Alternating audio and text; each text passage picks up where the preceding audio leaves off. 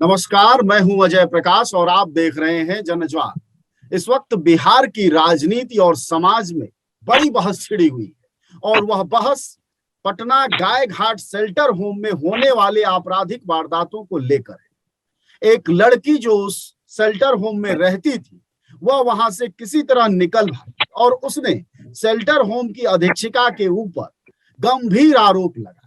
आरोप यहां तक लगाया कि न सिर्फ सेक्स कराया जाता है बाहर ले जाकर, बल्कि नशीली दवाएं दी जाती हैं, दूसरे आपराधिक कामों में संलिप्त कराया जाता है। ये स्थिति इतनी बड़ी और विकराल होती गई बिहार के राजनीति और समाज में कि बकायदा कल जो पटना हाईकोर्ट के मुख्य न्यायाधीश, उनकी खंडपीठ ने इस मामले में स्वतः संज्ञान लिया और न सिर्फ समाज कल्याण विभाग से, सरकार के सेक्रेटरी से, बल्कि अन्य जिम्मेदार लोगों से भी पूछा कि इस मामले में अब तक क्या किया और ऐतराज जाहिर किया हाईकोर्ट ने कि अब तक एफआईआर क्यों नहीं की, सिर्फ समाज कल्याण विभाग के सीसीटीवी पर आपने भरोसा क्यों किया। इस पूरे मामले की जानकारी, समझदारी बनाने के लिए और ये कितना गंभीर प्रसंग है, मसला है और सरकार इसको कितने हल्के में ले रही है, पूरी इस बात को समझने के लिए हमारे साथ दो खास मेहमान जुड़े हुए हैं। सबसे पहली टिप्पणी हम अमिताभ दास से लेते हैं कि अमिताभ जी, आखिरकार इतनी गंभीर बातें आप किस आधार पर कह रहे हैं कि मंत्रियों तक को लड़कियां सप्लाई की जाती?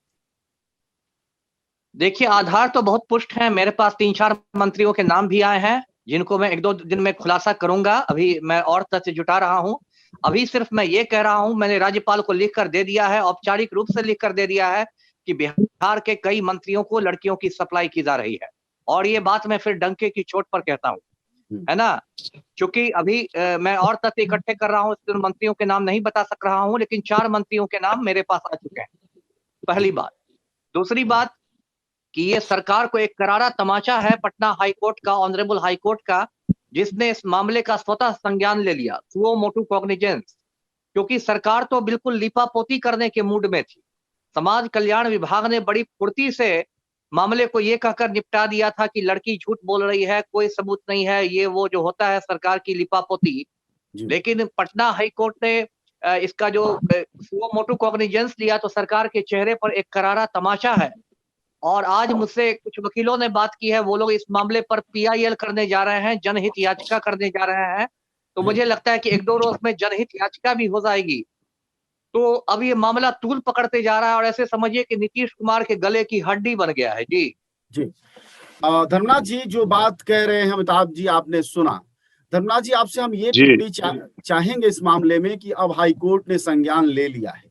इस तरह के मामलों में एक वकील होने के नाते, बार काउंसिल का पदाधिकारी होने के नाते आपकी क्या प्रतिक्रिया है? ऐसे मामलों में सरकार का रवैया इस तरह का लीपापोती वाला क्यों रहता है? इस संदर्भ में मुझे बहुत स्पष्ट तौर पर निर्भीक होकर के बिना किसी पक्षपात के कहने में कोई हिचक नहीं है। इस सरकार के जिस कल्याण विभाग को हम कल्याण कह रहे हैं, इस घटना ने झकझोर दिया है व्यक्ति को कि अकल्याण विभाग कहा जाए तो ज्यादा बेहतर होगा। कल्याण करने के बजाय अकल्याण के भाव रखने वाले अधिकारी या भाव रखने वाले विभाग और उसके संरक्षण में बैठे हुए सरकार के बारे में जितनी निंदा की जाए वो कम होगा। सरकार भी इस बात पर कभी गंभीर नहीं हुई। विभाग तो लिपापोती करने में काम आगे बढ़ा ही दिया और बिना किसी वो कारण के, बिना किसी तहकीकात के, बिना किसी इन्वेस्टिगेशन के यह कह देना कि लड़की का बयान गलत है।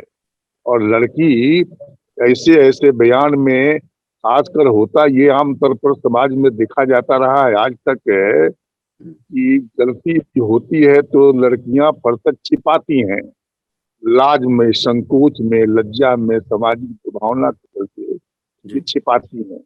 जो हिम्मत करके बाहर आकर के उन्होंने इस बात को खुलासा करना चाहा, उसकी सक्रियता होनी चाहिए थी कल्याण विभाग की अधिकारियों की, पदाधिकारियों की।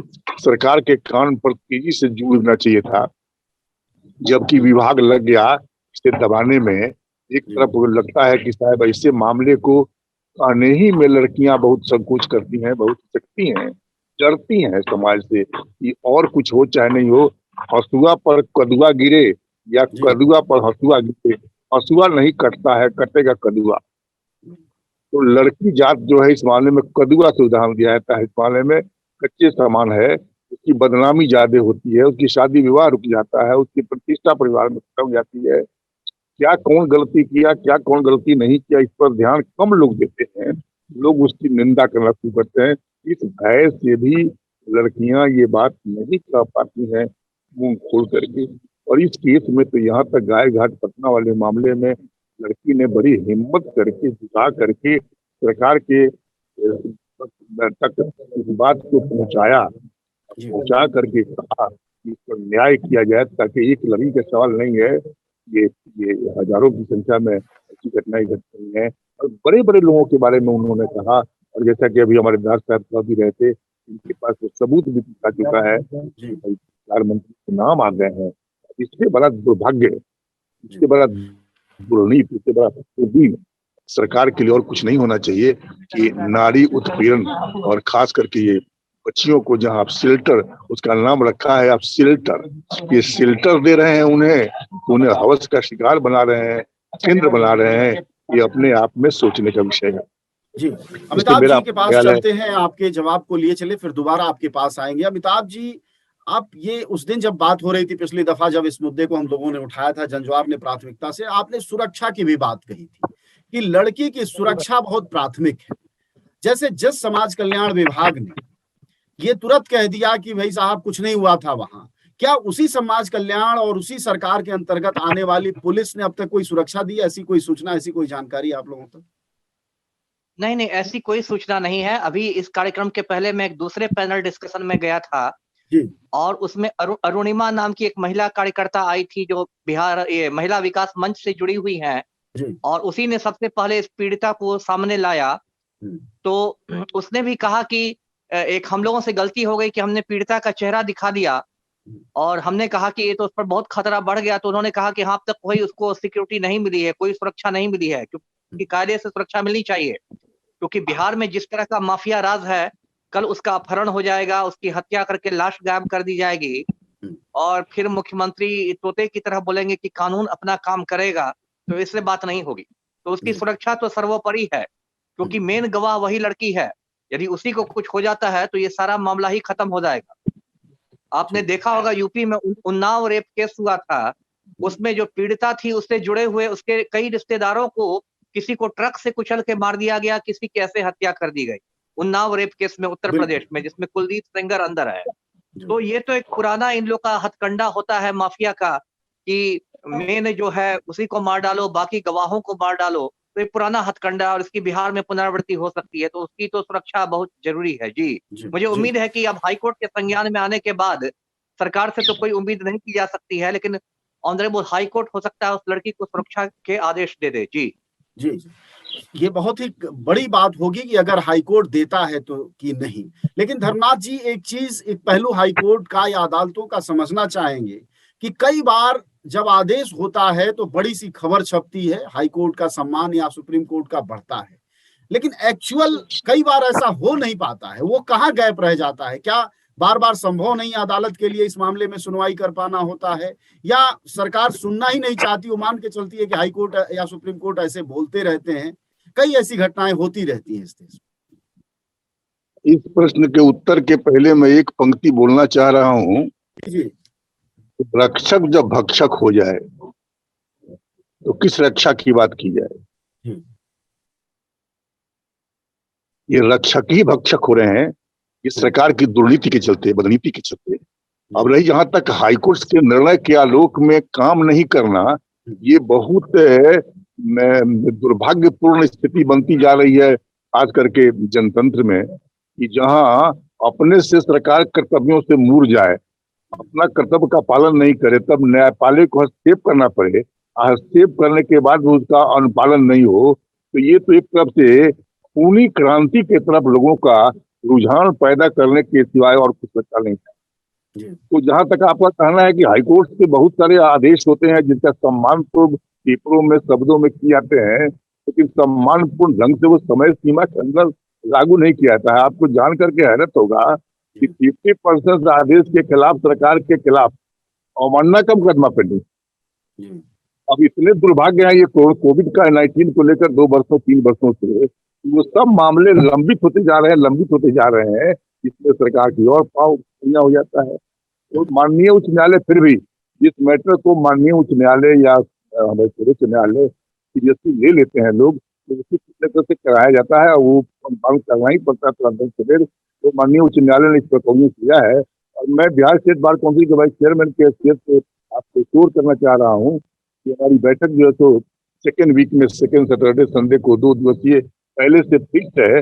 उसमें हम लोग इसको एजेंडा बना करके और बजाबता जो है तो काउंसिल की बैठक से प्रस्ताव पारित करके हम लोग सरकार के खिलाफ और ये माननीय उच्च न्यायालय के इस एक्शन को धन्यवाद ज्ञापित करते हुए अगली कार्रवाई आगे बढ़ने के लिए हम लोग प्रेरित करेंगे। और वकील समुदाय भी इसमें चुप नहीं रहेगा। चुप रहने की चीज भी नहीं है, चुप रहा यही बहुत है। लेकिन तब रह गई कि सरकार की उदासीन रवैया और विभाग के कल्याण के बदले कल्याण का सोच, ये बड़ा दुर्नीत है, बड़ा दुर्नीत है।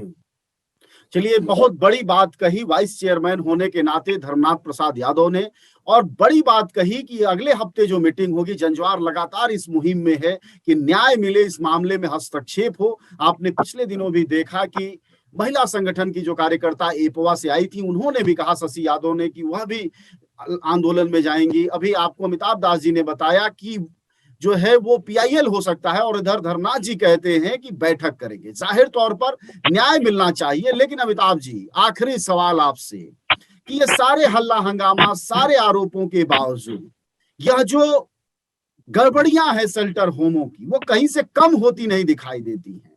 पिछला शेल्टर होम की आप देखिए, सीबीआई जांच हुई और सीबीआई जांच में स्थिति जस की तस बनी हुई है, और फिर एक शेल्टर होम में इतने बड़ा साहस। सवाल मेरा यह है कि शेल्टर होम के मालिकान कोई बहुत बड़े लोग नहीं हैं, बावजूद ये गड़बड़ियां बड़े स्तरों पर किस मैकेनिज्म से डील होती है? कहां पुलिस फेल हो जाती है? नहीं, सिर्फ पुलिस की बात नहीं है, पूरे सिस्टम की बात है।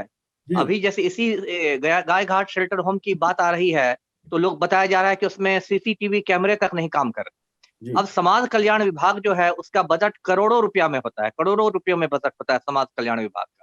और यदि आप शेल्टर होम के सीसीटीवी कैमरों की मरम्मत भी नहीं करा सकते, इसका मतलब है कि कुछ ज्यादा ही सड़ गया है आपका सिस्टम। ये कोई बहुत बड़ी बात नहीं है, ये तो एक रूटीन कार्य था। दूसरी बात ये है कि यहाँ बड़े बड़े ताकतवर लोगों की इसमें भागीदारी रहती है, तो वो लोग भी इन मामलों को जानबूझ के दबाते हैं। जिस अभी अरुणिमा जी से मेरी बात हो रही थी, जिस महिला कार्यकर्ता ने उस लड़की को सामने लाया है, वो बता रही थी कि जब वो डीएम से मिलने गई, पटना के डीएम से, तो पटना के डीएम ने उस लड़की को बुला के उससे बात तक नहीं की।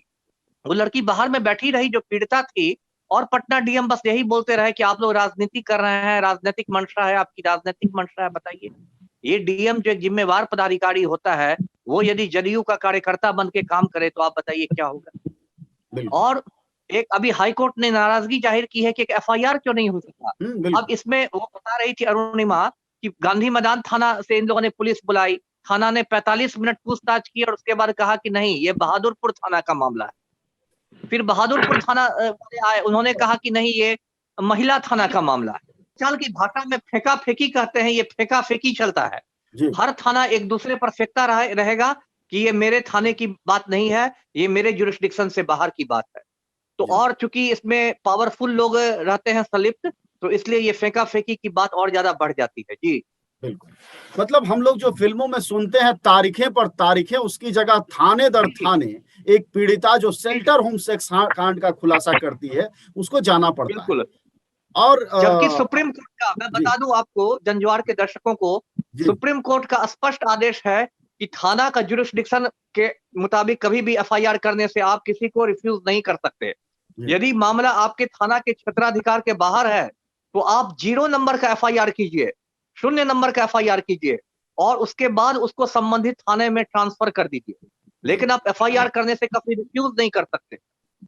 ये सुप्रीम कोर्ट का स्पष्ट आदेश है। इसके बावजूद लोगों की जानकारी भी नहीं है बहुत, और पुलिस वाले ये कह के भगा देते हैं कि ये तो हमारे थाने का मामला ही नहीं है। उनको 0 नंबर के एफआईआर का कंसेप्ट ही नहीं है। जी, न गोदी मीडिया, न विरोधी मीडिया, न इसकी मीडिया, न उसकी मीडिया, हम हैं जनता की मीडिया जनज्वार। जनज्वार की हर खबर को जन जन तक पहुंचाने के लिए फेसबुक पेज को फॉलो करें, शेयर करें।